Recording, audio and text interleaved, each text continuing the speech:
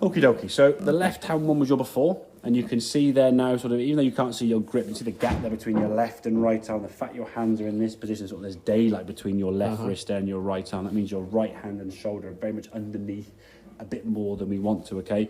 Which is going to set you up in a very sort of hook position, closed position. The ball now from that position wants to go over there. You've now got to do something different to try and send it further in this direction to compensate, okay? So I think for me, if we can sort of start off with the club up like so, neutral and relax with your arms, okay? Then as we tip forward here now, okay?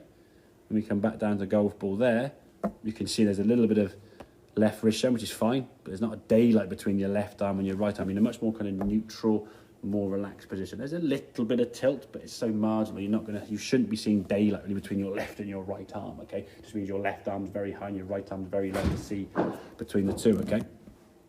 So with that swing there now, because that club was going to go back very hooded, you can see almost the club here now sort of towing down a lot. I mean, that club's almost 45 degrees closed there as it goes back. Now from here, we don't want to try and hit this sort of hook shot. We now start swinging our hands and arms up and out. You can see sort of the club coming in from way on this inside, the hands very high there, trying to hit the golf ball somewhere over there, okay, out to the right to try and help it.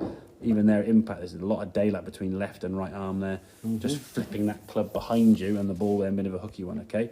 This right-hand one now, again, not as long a backswing to be fair, which is fine, but as you come back to golf ball now, you can see the club now coming on a much more kind of neutral path here, less daylight between your left and your right arm, which is great, okay? And then as we start swinging through now, you tell me you don't turn your body. Yeah.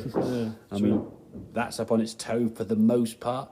He's fully rotated. And just look at that ball flight. It's flying like an arrow. Where you look at this sort of follow-through position, your arms sort of way out in front, and that's coming off that explainer thing here, isn't it? If you look at this one here now when you come around the corner, similar kind of position there with your body, and the head, the arms, the torso's twisted around the arms in front of you, whereas this one here now, very kind of stuck, not much movement there, hips kind of probably in this line, kind of pointing out there somewhere, club not really over your left shoulder. Compare that to that one. I mean, it's a different follow-through, isn't it, altogether?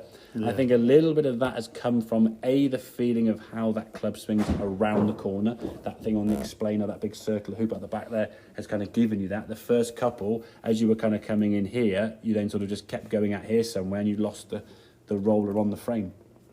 So that club does swing in and around, but I think the reasons why you swung out to the right here was because of the extreme strength of grip you had that would cause the ball to just go way left. You had to make some kind of adjustment, yeah? If you didn't, you just play golf all your life doing this. Yeah. This isn't much fun. I just keep losing golfers in the trees left. So you've adapted in some ways and kind of got 2 wrongs making a right. Right, okay. Maybe 2.5, 3 wrongs making a right. But on a good day, they work, and you click, and the ball goes nice on the fairway. You get a nice little draw. The ball goes there, and you get this great, and you shoot sort of mid 30 points, happy days. But when it's wrong, it's going to be so hard to adapt because the club's coming in from such an acute angle, aiming so far this way. It doesn't take a lot then to be a really vicious kind of hooky one. Or, as I think you said, the ones that go out here are more from this part of the club rather than that part of the club. Right, okay. I think from what I've seen, again, I may be completely wrong with that. And I'll admit, if I see you on the golf course another time, we go on the golf course in a few weeks or whatever, and you start shanking it, then I go, okay, you are shanking it. But I think from what I've seen and the tendencies you have in your swing, you are more kind of toe end with the bad shots, and when it's really extreme, it's a complete 45-degree toe end, okay? Only because when you hit the shot, that's the shot I hit, and that was toe end. Because the difference between a toe and a shank, there's a different feeling off the club. Right, one feels quite clunky and hard, one feels very soft and deflected, like no power to the club at all, and the club twists. So depending the club on is that, twist. That's why it will twist. It will twist. I mean, ground, either way, if you hit the toe or the heel, it will twist either way. Yeah. And then that can sometimes lend itself to people gripping it tighter, obviously, which is not any good anyway. But yeah, if you're hitting the toe with the club, it's going to and deflect up there. So you'll get that. But I think, for me, that right hand swing there, David, a lot of good twist with the golf on that ball flight there, not much more neutral now. So in terms of the swing, arms nice and loose, hanging down, no stretch of the ball, and we can just swing that club around. It all looks very nice, sort of synchronised there with the golf swing.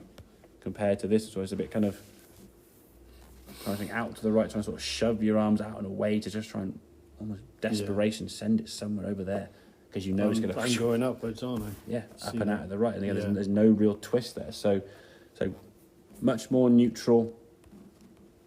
There, start up here, tip forward, like so, getting a good posture. And then from there, your arms and hands will swing on this natural curve. It will neutralise your ball flight, and you'll start getting a couple that go maybe a bit to the right because you'll still aim for the ball to hook back. But the hook will start disappearing, and eventually, over time, when the hook starts going, you'll go, well, okay, I don't need to now send the ball over here because the hook's kind of gone. Yeah, that ball can fly a bit more straight towards target. That kind of makes sense? Yeah. Excellent, good man. Right, hit a few more shots here by yourself, and I'll see you back in the shop in a bit if you want to. Yeah. All right, for that, then we can have a chat about I that. got it. Just yeah.